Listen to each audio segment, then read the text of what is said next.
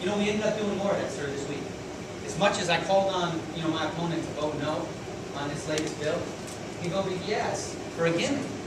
You know, we just went through all the hard decisions over the last several months that set the budget for the year, and we did more deficit spending, and the deficit spending comes with strings, more mandates that comes with the spending. So we're not going in the right direction. We're going in the wrong direction. You're right to point that out. You're absolutely right. What bill was that? What's your particular bill was? The $26 billion for the education and FMAP program.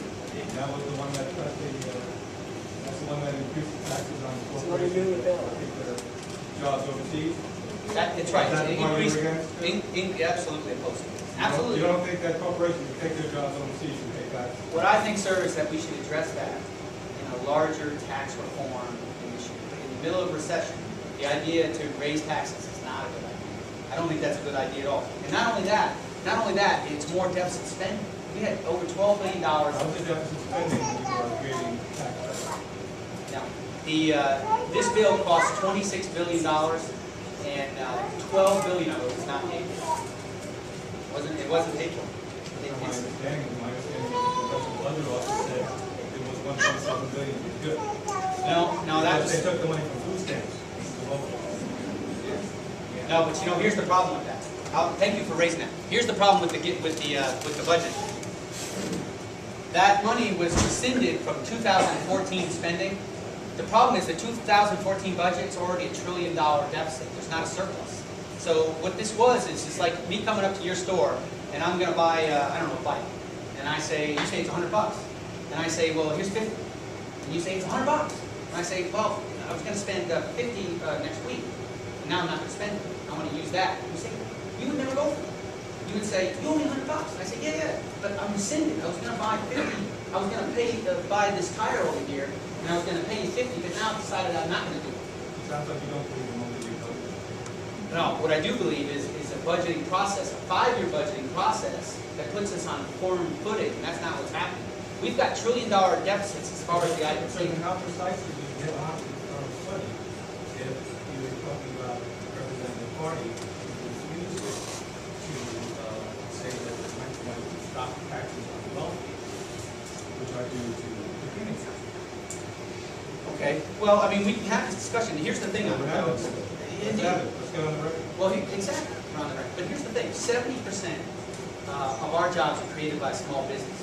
And when you raise taxes, you know, you're basically impacting those that are creating jobs. And, you know, you look at this tax reform, we can certainly have tax reform. But to raise taxes now, in the middle of a recession, is going to stunt our economic growth. And if we stunt our economic growth, we're basing our projections right now on growth and on deficits based on certain assumptions on the growth of the economy. But so much of that is tenuous based on what we decide. If the federal government raises taxes, the projections that we have for growth are inaccurate. Because, and if the small business owners are in here, they'll tell you, you know, they're not going to grow. And the same thing even with a corporation. If you increase the taxes on them, do you think that they're going to grow? They won't. They won't grow. That's the issue. And this bill was not paid for.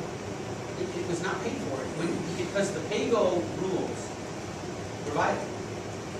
I think they pay the taxes, that money goes into the state government, and you're left with deficit. Rather than the money going into the pockets of many millionaires, you do not invest in the economy. That's the problem that's happening right now. Well, You have very wealthy. I don't talk about small businessmen doing impact. Let's also talk about the fact that you can impact people who make those $1 billion bonuses. All right, it's time for them to start paying what they're paying in the coming years. Sometimes it's not so bad. But are time paying now? Well, they time paying for everybody else.